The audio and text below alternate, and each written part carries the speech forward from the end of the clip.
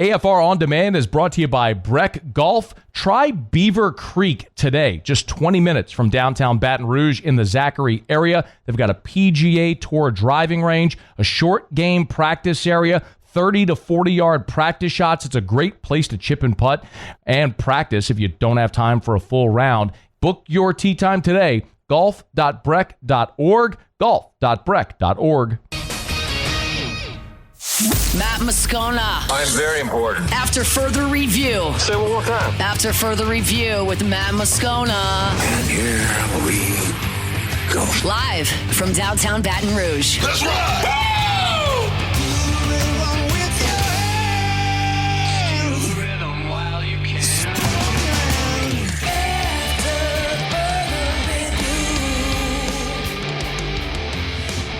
Hour 3, off we go. Welcome aboard. Glad you're with us. AFR, presented by Goodwood Men's Sexual Wellness. I'm Matt. You're a loser, Matt. Shut up, kid. Paul O'Neill. They're chanting Paul O'Neill's name. Murray Prison. Musso. And Mr. Toby Tom Plate.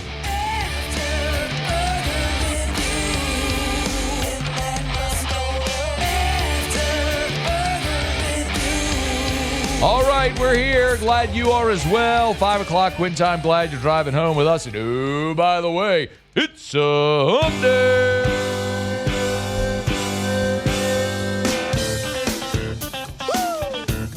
It's hump day. Evermore. Mike.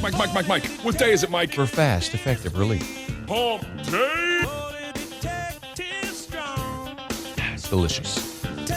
It's hump day. It is hump day. Mike. What day is it, Mike? Saints practicing for the Cardinals. Hump day. Injury reports out. It's hump day. Jace Young's on it. Mike. What day is it, Mike? He's got a calf. Hump day. We got an update It's hump day. in just a minute. Mike. What day is it, Mike? Russ Mitchell in 12 minutes. Hump day. We'll talk college football. It's hump day. He's not excited about week 2. Mike. What day is it, Mike? Told me so via text earlier. Hump day. Curious what he'll say. It's hump day. We'll find out soon Mike. What day is it, Mike? on AFR. Hump day. Darren Urban was here. It's hump day. He covers the Cardinals. Mike. What day is it, Mike? Has for 26 years. Hump day. Cardinals play the Saints. It's hump day. He told us about them. Mike. What day is it, Mike? You can catch it on demand. Hump day. Brian Kelly explained why Ashton Stamps didn't play against Clemson. It's hump day. We talked about it. Mike. What day is it, Mike? Taylor Calandro told you what booze to drink at your tailgate. Hump day. We talked about it. It's hump day. Tyler Shuck, Rookie of the Year. Mike. What day is it, Mike? Probably not. Hump day. But his odds have gotten better. It's hump day. We talked about it. Mike. What day is it, Mike? Spencer Rattler getting benched. Hump day. Yeah, that's probably going to happen. Yeah, that's basically a certainty. Yeah, It's hump day. yeah, he's actually had the best odds. The best odds to be the first quarterback bench. Mike. What day is it, Mike? All right, let's get cranked up here in the 5 o'clock hour. Again, Russ here a little more than 10 minutes from right now. We'll recap last weekend. We'll get Russ's thoughts. We'll look ahead to week 2 in the SEC. There's really only about a handful of games that have any significance or should be really of any interest at all in the SEC this weekend. It's an opportunity for a lot of programs that are still easing into their schedule before we get toward October, which, as I always say, is the best month on the sports calendar anywhere. But this weekend, you've got Ole Miss visiting Kentucky, so it's a conference game. You get Kansas at Missouri, that's in Como. You do have Arizona State at Mississippi State, and then the big one, Michigan, Oklahoma. You also got Vanderbilt at Virginia Tech, and don't sleep on ULM visiting Alabama. It was in 2007 when Nick Saban lost to the Warhawks, and this is actually a good ULM team, so don't go sleeping on it. No. Hey, Bama. Don't you go losing to ULM. You don't want me doing a show from Monroe dressed up like that Warhawk. I'll go up there, and I'll ask them if they'll let me get in the Warhawks. I'll do a whole 3-hour show from Monroe in the Warhawk suit. Don't think I won't do it. I'm telling you right now. Bama loses to ULM. I'm doing an entire 3-hour show from Monroe in their stadium in the Warhawk suit. You doubt me? You doubt me? No, I don't actually. I just do wonder about the audio quality with you wearing a Warhawk suit. I mean, you got to have the mascot head on the whole time. Does their mascot have a mascot head? I don't know what their Warhawk looks like. He has to have a mascot head. Let's see. Would it be? Yeah, he's got a mascot head. He's got like flying goggles on it too. Oh, I love that. That's good. Like Launchpad McDuck. I don't know what that is, but okay. Launchpad McDuck? Come on, Muse. Google that too. My goodness. Oh, there he is. There's our guy. Look, Paulie, pull him up. Look at that guy. Launchpad McQuack. Him too. As if it would It does look like him. As if it would have made a difference if I said McDuck or McQuack. You wouldn't know. There he is. The name, There's our guy. What's his name? What's the ULM Warhawk's name? His Ace. Ace the Warhawk. Ace. Huh. You've done some fine detective work. Ace. Ace the Warhawk. I'm dressing up like Ace the Warhawk. I'll do an entire 3-hour show dressed up like Ace the Warhawk if they beat Alabama this weekend. Guarantee it. Book it. It's happening. All right, it's after further review. Saints put out their first injury report of week 1. The surprising name on it was Chase Young. He's got a calf injury. He's got a calf. Nick Underhill, just a bit ago, tweeted an update on Chase Young. Apparently not too serious. The update reads specifically from Nick Underhill on Twitter. Chase Young's injury isn't anything too serious, I'm told. Still getting checked and evaluated, but it's not believed to be anything drastic. So Chase Young was a limited participant in Wednesday's practice for New Orleans, getting ready for Arizona.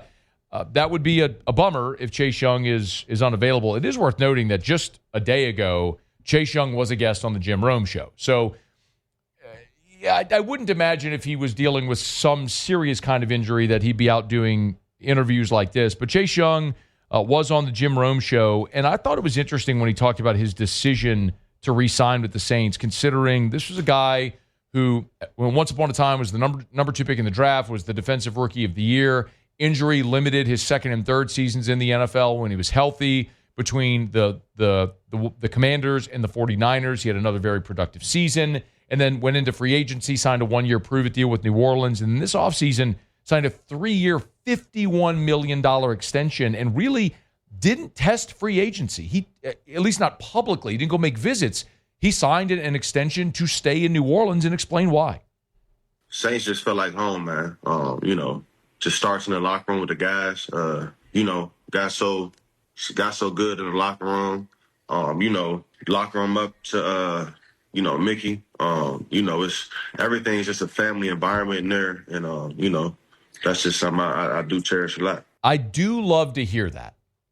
And I'm not surprised by it, because when you have veterans like Cam Jordan and Demario Davis and Tyrann Mathieu, who just recently retired, but there was, of course, with Chase Young's first season in New Orleans was there.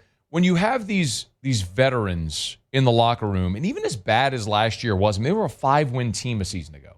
They were a 5-win team. The coach got fired, new coach, new staff, all that coming in. And there's very much a turnover. You're going to have a young quarterback this year who, either way, a quarterback that hasn't won a game. There's not a lot of reason to believe they're going to be a good competitive football team. There just isn't. Just objectively, there isn't a really strong argument for why New Orleans is going to be a good or competitive team.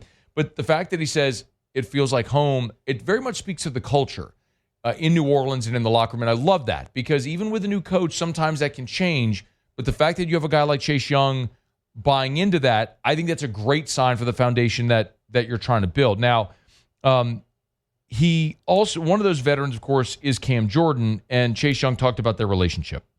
Yeah, Cam, real cool. Came in, always was there, willing to help in any way. Always trying to give nuggets on certain things. Even just the conversation about just talking pass rush. No matter who you are, if you get over 100, that's hard to do. So you must be doing something right. You know what I'm saying? So I'm always picking his brain about pass rush and things like that.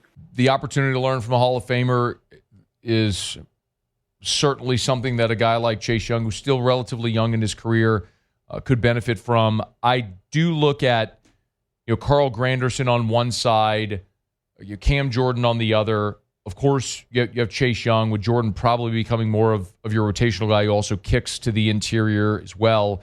But that defensive line under Brandon Staley, I do think is going to be an interesting watch. We know Bo Davis is coaching the defensive line now, but you brought in, and in this defense, switching from a 4-3 to a 3-4, what does that mean for Chase Young? Probably more stand-up edge opportunities. I don't know that I see him as a 3-4 end. I mean, Cam Jordan, quite honestly, is more of the prototypical 3-4 end because of his size. And that might actually work well for Cam Jordan at this stage in his career. But Chase Young, I would think, you look at the edge and you turn him loose. Like Brandon Staley's the new defensive coordinator. When he was the DC with the Rams back in the COVID year, they were first in the NFL in total and scoring defense. And despite the fact that the Chargers didn't have great team success while he was there, each year that Staley was there, their defense improved each of his 3 seasons in Los Angeles. So you have a very competent defensive coordinator with a new scheme and the opportunity to learn from a future Hall of Famer in Cam Jordan. And then the other piece of that, what he said, everything from the locker room to the coaches, up to Mickey, one of that is Kellen Moore, who's a guy that really, age-wise, is more like a peer of a lot of these players. But here was Chase Young on his new head coach. We love Coach Moore, just what he's doing right now, what he's provided to us. Just being that guy. He's won it.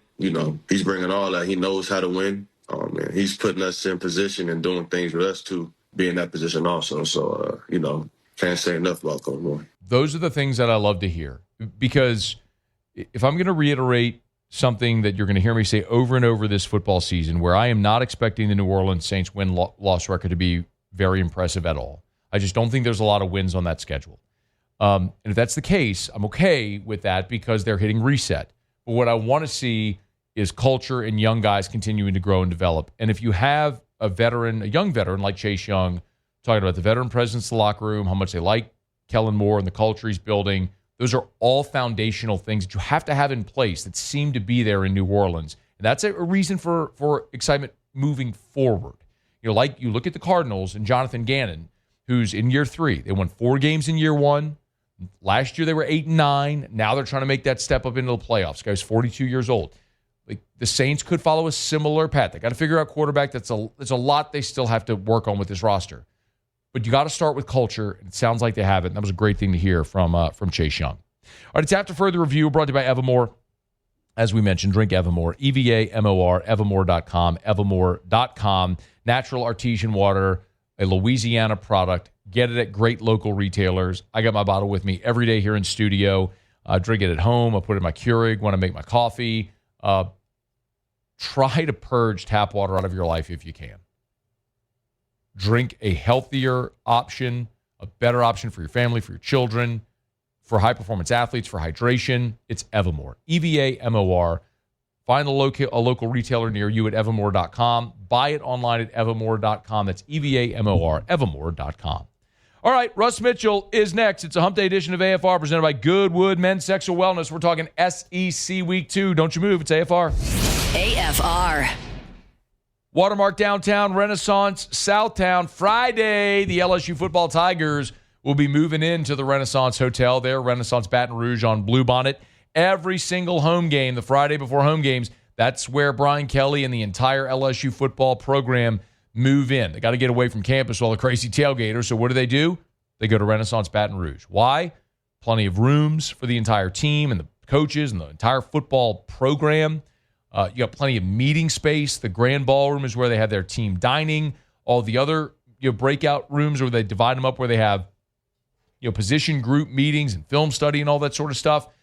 It's all available at Renaissance Baton Rouge, which is a great reminder for you, for whatever event you, your company, your organization may have. If you need to have a board meeting for 12 people, or you're having a fundraiser for 500 people and anything in between, Renaissance Baton Rouge can make it happen. So check them out. It's Renaissance Baton Rouge on Bluebonnet.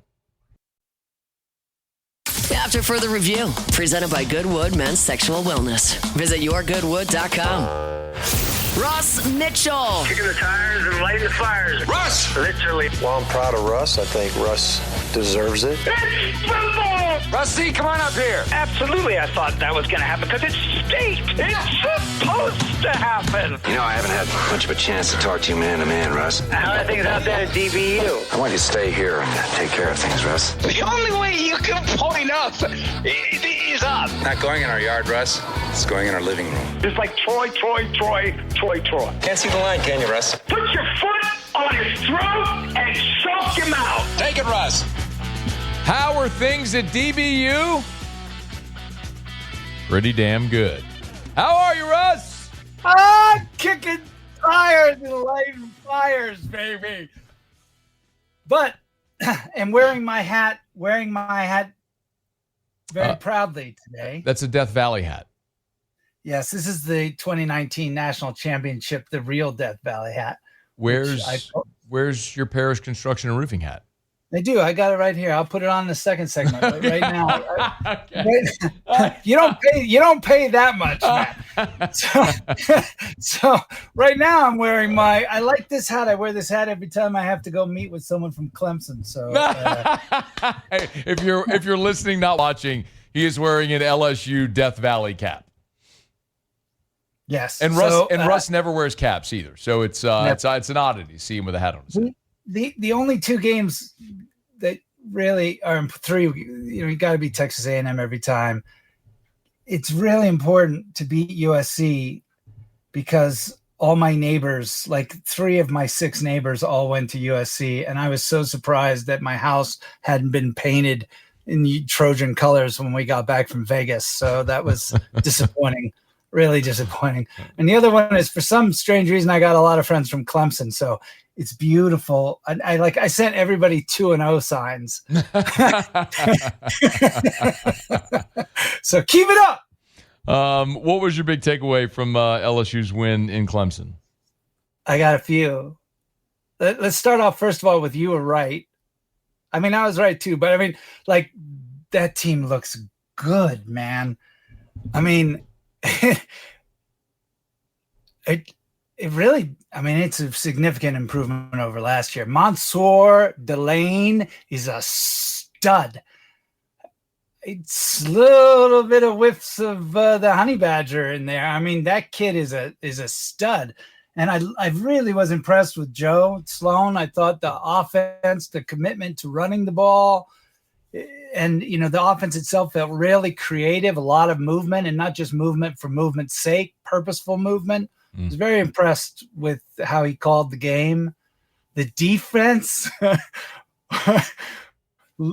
looked so angry, and it was beautiful.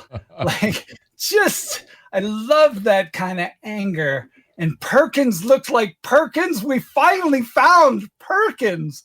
And I mean, I haven't felt this way about LSU's defense since 2019. And I know it's only 1 week. It's a small sample size. But, the 2019 defense, like, you looked at this game, and I've watched this game 4 times now.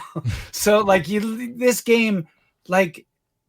defense, the whole time I was thinking to myself, this defense could win a game that they could hold the opponent to 10 points, which they did. Yeah. I didn't feel that way about the 2019 defense. And I don't know if that was because the 2019 defense had Joe and Jamar and Chase and Jefferson, and they didn't have to. Yeah, they didn't need to. But this, and the last thing is Nussmeier. Boy, that kid was really efficient, great execution. I don't think he made a single mistake. I mean, a serious mistake. I never thought the ball was in jeopardy. I was very, very impressed with him. You pair him and Sloan calling those plays with that defense. Can we just jump right to December, man? No, I mean, no. We're going to enjoy this ride, man. I don't know. I mean, we're not even going to talk about La Tech in the next segment. I don't care. I mean, I want to watch this team play Clemson and Georgia and Ohio State and, Texas. I want to watch this team play the best teams. Well, you get the Gators in 2 weeks. And I know you're going to be hyped for that one. Yeah, but that's a different kind of hype. I know, but you don't want to skip it. You don't want to skip that. You never want to skip that. I was very impressed with Xavier Thomas. You know, that kid's going to, he could play every position this year. He might punt. He was out on the field doing everything. So I think he's going to have a very exciting 2025. Yeah. The Tigers win. As much elation as went along with that, I might have only been nearly matched by the elation of watching Alabama get their ass kicked by Florida State. How much trouble are they in? By the way, real quick, I would like to remind everyone of what you said about Tommy Castellanos a week ago. This kid can't throw to save his life. He can run really well, but he's average. Don't listen to anybody who tells you this kid's any good. He can't throw to save his life. So that was you a week ago, crushing Tommy Castellanos. In fairness, he really didn't throw it very well. He just put 11 guys on the line of scrimmage and say, we'll leave this guy wide open if you can hit him. That's literally how I would play Florida State. That was so much fun to watch that game. I will say in England, in English soccer, they have a term that they use called ordinary. And in the world of soccer, right, 8 billion people around the world play soccer. If you're good enough to make it to England to play soccer in the English Premier League, you're good. And if somebody calls you ordinary in reference to your performance, it's like one of the biggest insults you can give someone. Alabama looked ordinary, man. They looked ordinary. Shockingly ordinary. And we talked about last week that Saban teams, historically, if they found an offense like this, they were so disciplined they would smother an offense like Florida State has. And Florida State ran circles around Alabama. Shocking. Do you think it's salvageable? Salvageable by normal team standards? Yeah, I think they'll win 8 games. Let me ask a different question. Do you think Alabama is a college football playoff team? No, not well. Let me answer it 2 ways. The team that played against Florida State is definitely not a playoff team, and this team itself, because I think they'll get a little bit better. There's room to improve. It's the first game of the season. They're embarrassed. I think they'll get better. They're not a playoff team. Where's the energy? No discipline. Shocking that that Kalen DeBoer already has 4 losses where his team was favored by double digits, and Saban coached there for how many years? 17? 17, yeah. And he had 1 game where he was a double-digit favorite and he lost. It was his first year against ULM. And DeBoer already has 4. Yeah. By the way, I don't know who possibly could have seen this coming, the erosion of Alabama's dynasty, Russ. Who could have possibly seen that coming? I don't know. I don't know. I don't know. I mean, who possibly could have maybe done a happy dance the second he read on air, talking to you, by the way, that Nick Saban was retiring? Because this was always an inevitability, man. It was the day. I was trying to keep it professional, and you interrupted me and said, "Don't, just let me go." Yes. And I was like, "Okay." It's like, just stop talking. There's nothing else to do here. This is the most obvious thing in the world. It's why I've run my mouth for a year and a half, because it didn't matter who sat in that chair. It was an impossible standard, and they were going to fall painfully short, and the melt from the gumps was going to be hilarious, and it has, and it is. And I'm going to continue to make fun of them every chance I get. Russ, if they lose to ULM this week, I'm going to Monroe. I'm doing my show I'm doing my show at the entire 3-hour show at the ULM football field wearing their Warhawk outfit. I swear to God, I am. If they lose to ULM, God, I hope this weekend. You know, the last time I made a statement like this, I had to shave off all my hair. Remember? Okay. No, I don't remember. What happened? It was when I said they'll never fire Petrino because they have $350 million worth of construction debt and loans, and it's the poor business decision, and they fired him, and they've never come back from that. If they lose to ULM, I'll fly out and we'll do the show from Monroe on Wednesday. Let's go. All right. Well, you got to dress up like the Warhawk then too. Both okay, fine. We're dressed up like Warhawks. It's a bet. Clip it. Okay. Clip it. Tag. Holy cow! I can't believe I just clip it. Tag ULM football and make sure they're aware. Because I'm guessing they'll welcome us. I don't know why they wouldn't. But I'm if not, I'll find a restaurant or bar or something like that in Monroe, and I'll go head to toe ULM gear if they won't let me wear the Warhawk suit. But that's my goal. I want if ULM wins, I'm wearing the Warhawk suit. I want to do a show from midfield to their stadium next week in Monroe. That's what I want to do. Deal. Let's make that happen. All right, it's after further review. All right, let me stay on time. I'm on a break. We'll come back. There's a couple of things we'll touch on, and we'll look ahead to this weekend, a couple of them. Russ Mitchell is with us. We'll knock out a quick break. Stay here. It's AFR presented by Goodwood Men's Sexual Wellness. AFR. Clegg's Nursery's got 4 locations in the greater Baton Rouge area. No matter where you are in greater Baton Rouge, Clegg's is near you. Siegen near Airline, LA 16 in Denham. If you live in Denham, you know where that one is. It's not a garden center within a 5-mile radius to that. When you get off at the Denham exit. If you're heading east, you get off at the Denham exit. You go left, go about 5 miles. I mean, you'll see it on the left. You know where it is. It's awesome. Mid-City on Don Moore. You turn off of Florida onto Don Moore. It's right there on the right, like if you're going on the way to the Texas Club.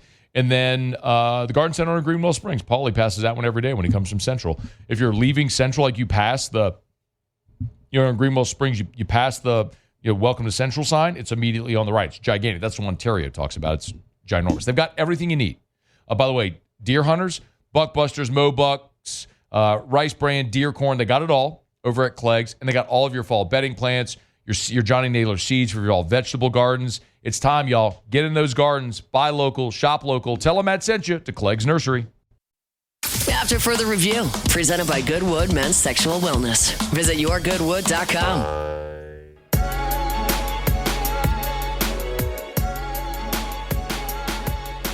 Continuing with Russ Mitchell. Always love telling you about Relief Windows and reliefwindows.com. Windows door siding. Oh, yeah, they do shutters as well. Brandon, Holly, and the gang. They do beautiful work. You want to make your home more energy efficient, beautify the exterior of your home, save money on your energy bills by reducing or eliminating those costly air leaks. You want Relief Windows, where they offer a true lifetime transferable warranty. A lot of businesses can say they offer a 20-year warranty, a lifetime warranty. Have they even been around long enough to back that up? Relief Windows has. Reliefwindows.com, reliefwindows.com. Windows door siding, they do shutters as well. Relief Windows and reliefwindows.com. Okay, Russ, Texas, Ohio State. If I asked you one big takeaway from Saturday's game at the Shoe, what would it be? We talked about it last week that Texas struggled all of last year scoring in the red zone. And they went 0-2. So they're going to have to figure that out. I wasn't worried about Arch's errors. He's just starting. So, and he was on the road against the national champions playing in that environment. Oh, and by the way, they were driving for a chance to go to overtime. So they have a great defense, but they got to figure out how to score in the red zone. Or they don't gotta, which I'd be good with that too. I'd be good with Texas being really crappy and losing a whole bunch. That's perfect for me. Okay, what about the games that nobody watched? Right, there were a handful of really good games that we all watched, and then there was this slew of garbage that nobody watched, but you probably watched them all 3 times. So, what's something we all should know from the games last weekend that nobody watched? Not 3 times. I only watched the Florida game once. You weren't interested in Florida against Long Island? I watched the Texas A&M game twice, but I only watched the Florida Long Island. Look, you know what? The 2 things. I'm going to say 2 things. The first is, I'm sorry. Like, these teams are so bad, you can't take anything from it, really. Like, you're going to tell me Florida's defense is great because they held LIU to only 2 first downs? Stop. Okay. And I was impressed with Taylon Green at Arkansas. He just looked. I know they were playing Alabama A&M, but I was just really, really, really impressed with how he played. So keep an eye on that. They were playing a swag school, bro. Everybody did what they were supposed to do. Okay. Or for the most part, I thought we'll talk about Kentucky when we get to this week, but I I thought for the most part, everybody did what I was looking for them to do. Okay, well, hit on Kentucky because this is a conference game, by the way. Kentucky and Ole Miss play this weekend in the first SEC game of the schedule. Look, this was the game a week ago. Actually, a week ago, excuse me. I mean, this was a game a year ago that really, truly is the one that cost Ole Miss a shot in the playoff. I mean, Kentucky's only league win was in Oxford. Can they do it again? What'd you see? No. I like Ole Miss in this game, and it's not just Austin Simmons who was sharp in the performance last week. And the offense led the country. What was it? 695 yards of total offense. It's the fact that Kentucky, Calzada really struggled in this game. Only 85 yards. He had an interception. He took a really bad safety that was his responsibility. He read the pressure incorrectly on an RPO. So if I'm Pete Golding, I better be in Zach Calzada's lunch pail, man. I'm going to be in this kid's head. He's going to have nightmares about me 40 years from now if I'm Pete Golding. So I like Ole Miss getting into Calzada's head this weekend. That line is only 9.5. I mean, 9.5 is big by NFL standards, but for as bad as we're all expecting Kentucky to be, that's not outrageous. So it's interesting. Remember that Kentucky's offensive line was part of the huge problem they had last year. They've really retooled that.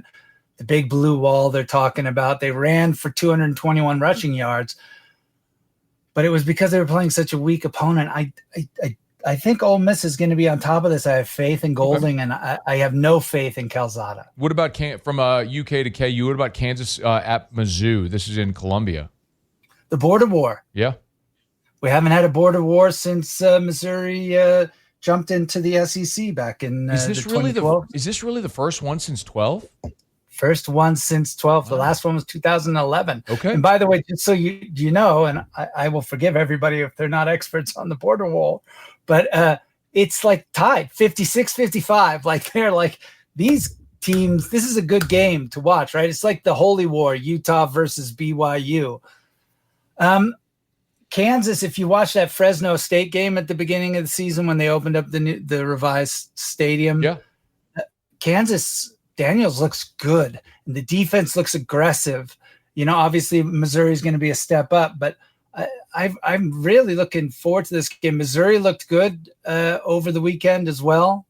So if you're watching this game, the border war, I've watched the Kansas games, both of them, and I don't like how they carry the ball. They carry the ball very loosely, and I know I sound like an old man, but they don't. There's something about the way that they carry the ball. Like I'm watching, and it just makes me uncomfortable. Sort of like when you just get that spidey sense tingling, and you're like.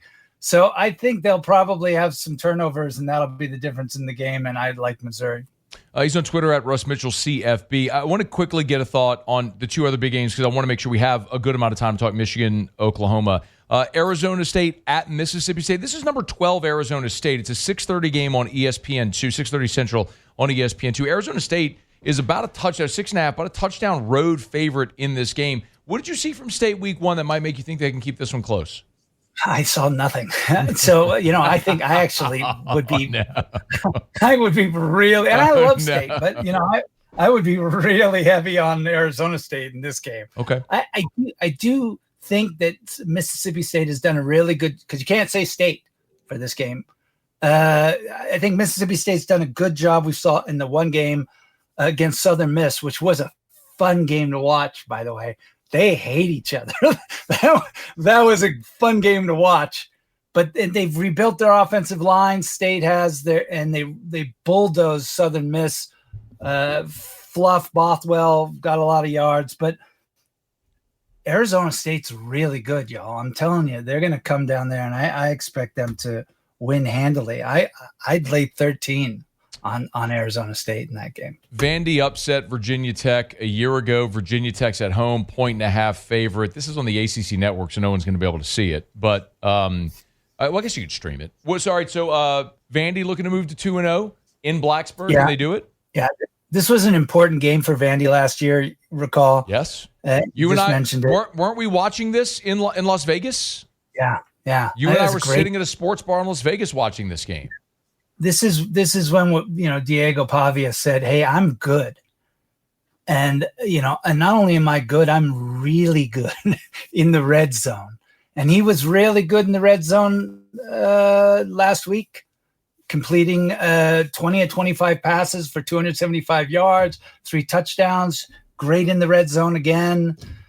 Virginia Tech, meanwhile, really struggled offensively last week against South Carolina. 2 interceptions, red zone mishaps. They had a punt formation error, which led to a score. So I like Vanderbilt in this game.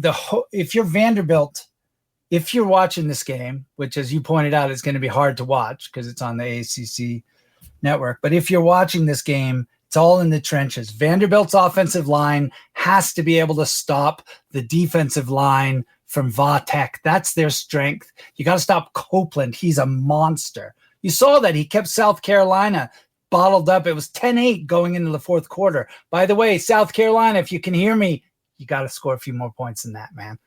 You're not gonna survive very long with that schedule in the SEC, scoring 10 points heading into the fourth quarter against Vatek. So I like Vandy. Russ Mitchell is with us. All right, the big one is Oklahoma, Michigan. 2 brand name marquee programs, but 2 brand new quarterbacks, and John McTeer and Bryce Underwood. We're going to find out a lot about both these teams on Saturday. Looking forward to this one. What are you watching in that game? What matchup? I thought John McTeer is a lot of fun to watch, man. That was a fun game, 30 of 37, nearly 400 yards last week. Again, an overmatched opponent. But that was an OU record for passing yards in a debut by a quarterback. So exciting. I will, again, point out that Michigan's got a different brand of athlete coming down to play. But Michigan's defense looked really suspect against New Mexico. New Mexico at home. Now they got to go on the road and play OU. If that same defense shows up and plays against Mateer and Arbuckle's offense, I think OU's going to smoke them. Okay. Night game in Norman should be a really good environment as well. If you'd asked me about this last week when we were talking, before these guys came out and played, before Michigan played New Mexico and before Oklahoma had their first game, I would have thought it would have been a little closer, but I was not impressed with Michigan's defense at all at home against New Mexico. I like Oklahoma to win this game under the lights. Okay. Illinois State and New Mexico, you mentioned 2 blowout wins for Oklahoma and Michigan. We'll find out plenty more about them when they tangle this weekend in Norman. Unfortunately, it'll be taking place the same time LSU's playing Louisiana Tech, so we kind of have to keep one eye on both on Saturday night. All right, he's Russ Mitchell on Twitter, at Russ Mitchell CFB. And hopefully next week he's joining me in Monroe, Louisiana, dressed up like Warhawks. That'd be so good. God bless. Let this happen. That would be awesome. Let this happen. Dear God, let this happen for nothing else, just for this. Not even just to laugh at Alabama fans, just so you and I can dress up like Warhawks and do the show in Monroe. That would be so stupid. 318. We're coming. 318. Do your worst, Warhawks. Give me the Warhawks fight song, Muse. I want that the rest of this week as well. All right, Russ, we appreciate it. Thank you. Later. See ya. It's After Further Review. Auto Locks to wrap up next. AFR. Buying or selling commercial or residential. Think real estate. Think Darren James. Darren James. James. Why? Wall Street Journal's listed the top 1% of realtors in America, and he boasts the Guaranteed Sales Program. It's easy. It works like this. Call Darren. List your home. He'll sit down with you. You'll agree to a price and a deadline. If Darren doesn't sell your house at that price by that deadline, he'll have your home bought with cash, or he'll sell it absolutely free. What do you have to lose? Nothing. So call Darren James and get your home sold. 335-7666, 335-7666, 335-7666, or agent225.com, where in less than 30 seconds, you can have your home appraised. Go to the homepage, hit the home value tab, type in your address, bada bing, bada bang, bada boom. There it is, agent225.com. Think real estate, think Darren James. After further review, presented by Goodwood Men's Sexual Wellness. Visit yourgoodwood.com.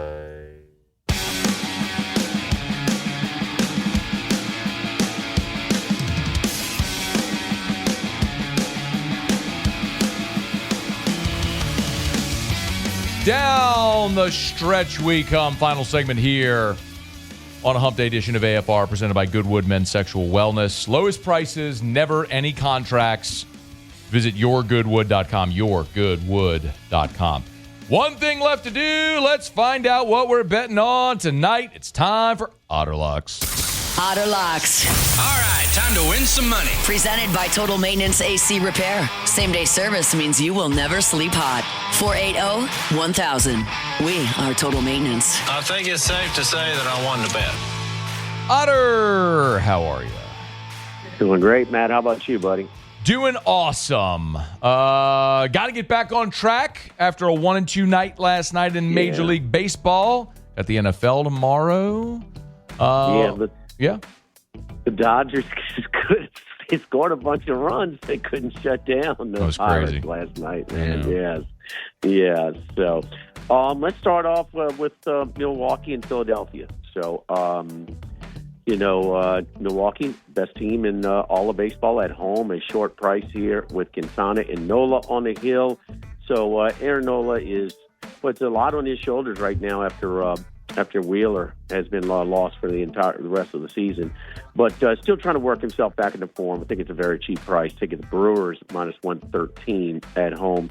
Going to go with Kansas City and the Angels in Kansas City minus 1. We don't want to lay the big juice, but we'll lay 125. So laying a run that's available at Bet Rivers and DraftKings. So minus 1, minus 125. And then we're going to lay some runs on the road at Coors Field. San Francisco, the Giants, minus 1.5, minus 143. They won by multiple runs last night, hoping that they can do it again. All right, so we're on the run line. So we're 1.5. That I'm looking at the line right now. So minus $1.32, as a matter of fact, right now. Okay. A little bit better good. price. Okay, so 3 plays from the Otter. The Brewers on the money line. Royals minus 1. It's minus $1.25. And then the Giants on the run line. Minus 1.5. It's minus, what did I say? It was 132. 132 right now. I'll throw one in there, too. Yeah, please. Randy McKay was on. He's one of our best contributors on Football Sunday. He's featured on Capper's Recap. But he also communicates and passes along some of their late moves that they play that's been pretty popular. I asked him what his best win-loss was today for the NFL. Bears under. So Bears under. Okay. So they've got the NFC North is very tough, and they play the AFC North and the NFC East. So they've got a tough schedule. They'll be improved. They have to, but man, it's just too much, and I'm on them with them. So we're going under 8.5 on the Bears. Okay, so Bears under 8.5. And Football Sunday returns this week. Yes. Are y'all in Baton Rouge?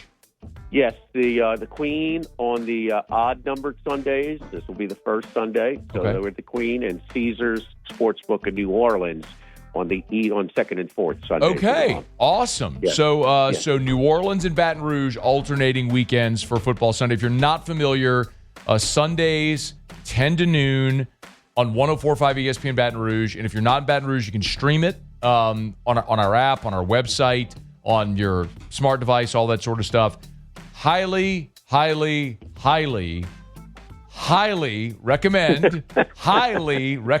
if you bet on Sundays to listen to Football Sunday. Highly recommend that if you bet, it's basically professional bettors and sharps and handicappers and odds makers giving you their best bets for the weekend, and they win a lot. So what was? Do we know the record? Do you remember the record overall from last year? Oh, I don't know. We're putting out between 15 and 18 picks combined for the show, and close to 40 or 50 games over 500. They 1 minute remaining. Back-to-back years. You got to be. You said it, yes. not me. You said it. No, I know. Not I'm me. saying it. You've got to be consistent, and we will have the bets, all of them posted at LouisianaSports.net as well. But highly recommend, if you wager on football on Sundays, you listen to Jimmy Ott's Football Sunday, and particularly the 11 a.m. hour. All right, Otter. Tomorrow, where are you? Word, sir. We're at the original walk-ons. It is game week, awesome. So. Yes, indeed. We're excited. It's 3 straight weeks. We're at the original walk-ons. Just making sure Dustin's got everything lined up. We know he's new at this, so him and Nando over there. Give Dustin and the boys our best. We appreciate it. Thank you, Otter. All right, good luck. All right, man. We'll see you. That's Jimmy Ott. Again, 3 plays, and then Randy McKay likes the Bears under 8.5. Again, Muse, am I lying here on Football Sunday? Am I lying? You ain't lying. If you lying, you dying. You just got to be consistent with it, and you will make money. Okay, we're getting out of here. Muse, Paulie, thanks. You'll have a great night. We'll see you tomorrow at 3. After further review. Thinking of buying land? Your first call should be to First South Farm Credit, firstsouthland.com, firstsouthland.com. You've heard so many of those testimonials over the year. Ben McDonald, the first pick in the Major League Baseball draft. Ben McDonald, when he bought his hunting property, he financed through First South Farm Credit. David DeLucci, you've heard him as well, former big leaguer. When he bought his hunting property, financed through First South Farm Credit. You want that hunting property? You're tired of sharing a lease? You want your own hunting property? Your first call should be to First South Farm Credit. First South Farm Credit. Of course, they've been first in agriculture for more than 100 years, but basically every farmer in the state already knows about First South Farm Credit. Maybe you want that acreage to build your family's dream home. Maybe you live in New Orleans, you want to move to the North Shore, you want to buy that property in Tangipahoa, work in the city, live in the country. You can do it, and First South Farm Credit can help. Start here, firstsouthland.com.